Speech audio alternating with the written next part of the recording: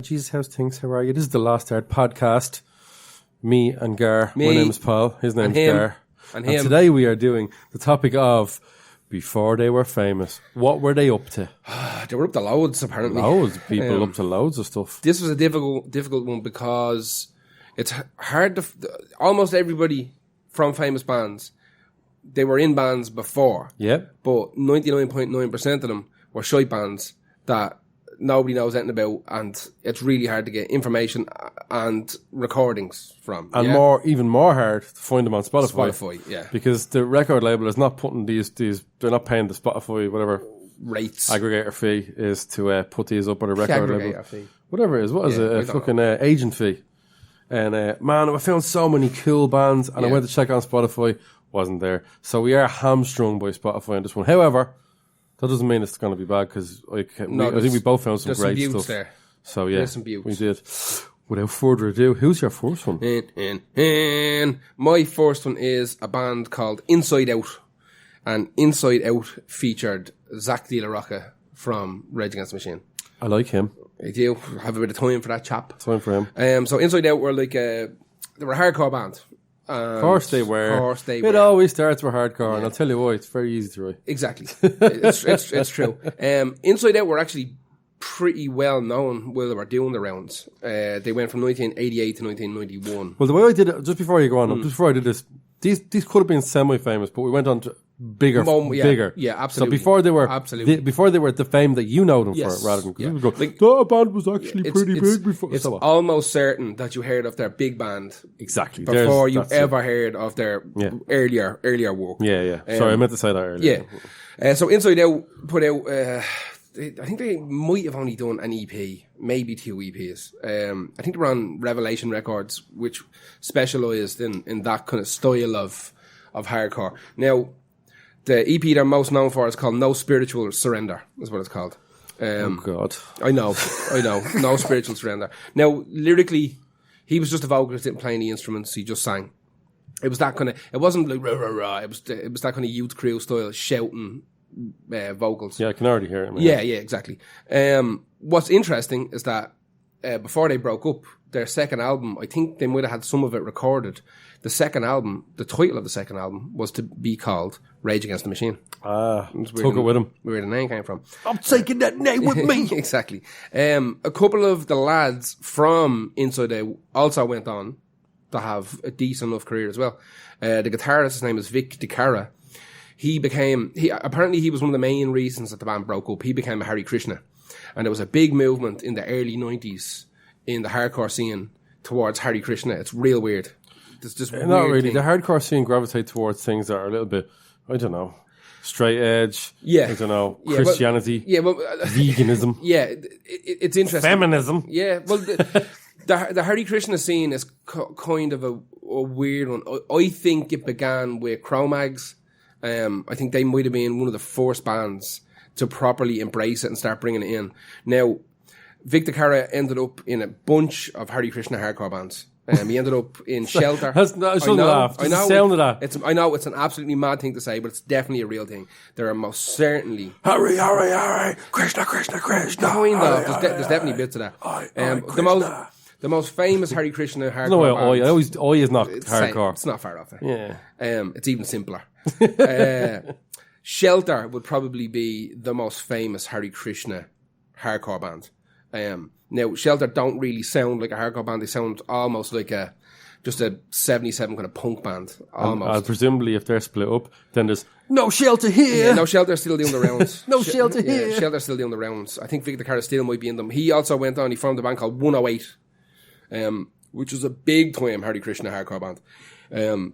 They were almost a super group of Hare Krishna hardcore acolytes. I would have thought the pill was quite small, but if they can do a super group from it, Jesus. There's actually a really funny story that I'll tell another time on a different podcast that relates from that band 108 to Cro-Mags about a drum machine. But one of the lads from Cro-Mags heard the 108 demo, and it was just a drum machine.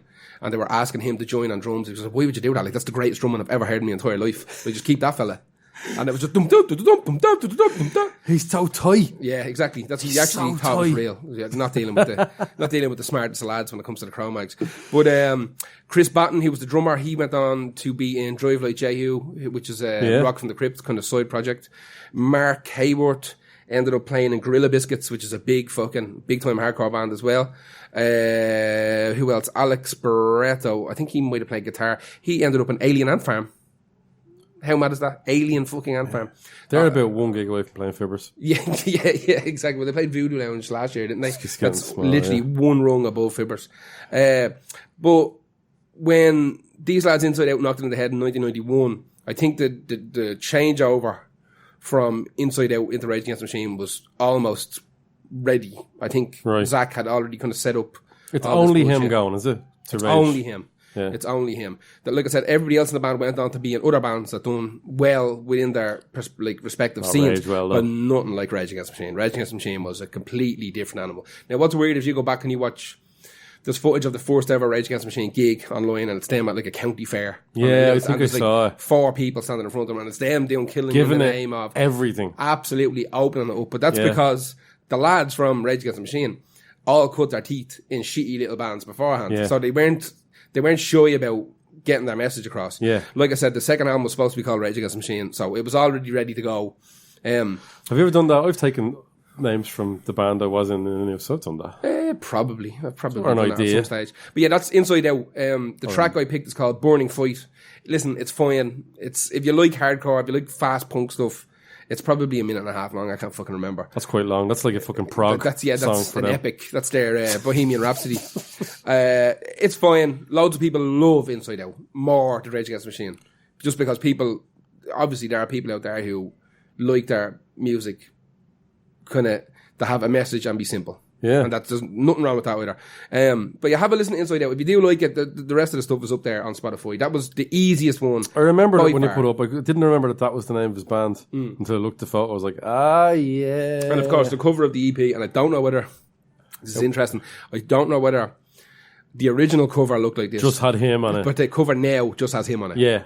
But I think that might actually be in the case. I think the original just had him enough. on it. That's because he was like a black fella in a hardcore scene in the fucking late 80s. Is he not Mexican? I don't know what he is. Latino? He's something going on. He doesn't look like me anyway. Cooler than white. He doesn't glow in the dark like me. He's cooler than white. He's definitely steps above us honky bastards. Let's put it that way. Yeah. Who's your next one? I got confused there. Russ LaRock. Russ, I'm going to be honest with you. But some of yours I know. Some of yours I have no idea, because we were late into the game putting this list together, and that's probably a good thing. So tell me who the fuck, or what Russ the Rock, whatever his real name. Yes. Marcus Aurelius. Get the fuck out of here. Gladiator! MF Doom had an album. No, it's Russell Bloody Crowe. Really? Yeah, Russell Crowe. Before, you see, a lot of people know that 30-odd Foot of Grunts band that he kept going on about. The media went, oh, you're in a band. You see, they were playing gigs. 30-odd Foot of Grunts were playing gigs in the mid-80s, while he was in the odd film in New Zealand or whatever like that. But we'll get into that later. But before that, he was just a singer on his own called Russ LaRock. Really? Like, this is a solo album? Yeah, and his song is called I Want to Be Just Like Marlon Brando. And the cover of him is trying to look like Marlon Brando. And it's very badly recorded. What type of music is it? It's kind of, not croonery, but you know that 60s kind of, I want to be a solo singer, but I also want to be on my own, which is the definition of a solo singer. It's just this fucking... Oh my! It's really hard to describe. It's just 60s rock. Really? Just 60s style rock. Roy Orbison style? No, a bit more like touching on the side of almost surfery, but not quite. Really? Okay. Almost kinksy, but not. So he probably thought this was mad edgy at the time. At the time, it probably... Yeah, you see, this thing about it is, this is the 80s, so he was more... It was already kind of retro-y. Yeah. He's Australian, isn't he? No, he's from New Zealand. Is he from New Zealand? Yeah. I'm learning loads here. Yeah. About so Russell Crowe. He then was in a band after that called 30-odd Foot of Grunts, which are a rock band, and they're not the worst. Russell Crowe doesn't really have a great voice, but he has been into bands since he was a kid. And he's been the Rowan. But this was what I say. He in before, up until like 2001, they had played gigs in like London, all around the world. They'd and stuff actually like that. toured now. So he was singing around the world instead of fighting. Yep. For once. He's a grumpy bastard, isn't He is a miserable bastard. But when you catch an interview with him where he's in a good humour. He's singing- he's great. You see, he doesn't hate people. He just hates interviews. He does. I hates- watched a thing with him before where they were, I don't know whether it was a car or a house or something, and they were talking about putting the Australian flag on something. And he was like, no, don't do that. I think it's George's Cross or whatever the original OG Australian flag is that doesn't have the Union Is Jack he and all Australian? that. No, I don't know. I'm pretty sure he's from New Zealand. Do you want me to I check? could be wrong. I would love you to check. Well, you keep talking there about Russell Rock. I remember seeing him in an interview the first time I really realised he was a grumpy bastard was the interview for Inside Man, where they got the name of the guy he was playing wrong, and Russell just was like, that's not his name, that's not how you pronounce it. It's this, and he's just real grumpy. But then again, I've seen a lot of people in those, those press junk fucking whatever things. They just do like, oh yeah, like 8-9 hours of just answering the same questions. and then fly off and do it in Berlin, fly off, do it again in something like that. So Russell Crowe was born in New Zealand but lived most of his life in Australia. Australia. So he's right. he's a combo. He's a combo. Yeah. I remember at the time being mad into like Romper Stomper. Wasn't that the fucking film he was in? Yeah. Just because I like those movies where people sort of either are not or either get killed or turn it round. Yeah. Either way, I don't like the ones where they succeed. Is there any of them? Not really. You wouldn't want Don't to be think they watching exist. them films, yeah. You Do they wouldn't exist? No, I don't, I'm sure somewhere they do. I've never seen them. well, World War One films. Hitler lives in Valkyrie, doesn't he? He makes that's a pro-Nazi film. Yeah. With Tom Or Cruise. that TV show, Man in the High Castle. I haven't finished it yet. I've only started season 1. It's very good. Yeah, you don't want to be. They want to be doing those Yeah. things. But I kind of got into that, and then I think there was another film I think before Gladiator. I was like, I love this guy. He's a fucking big hard man. And I was reading up about his music, and I listened to that 30 odd foot of grunge band, and I was like, nah, it's not. For Listen, me. we've already talked about Steven Seagal. You heard the shit he put out when he No, could this kill isn't. everyone. This isn't that bad. It's just. It sounds like kind of slightly above the average pub rock band, but they're grand. Well, in Australia, that kind of Yeah.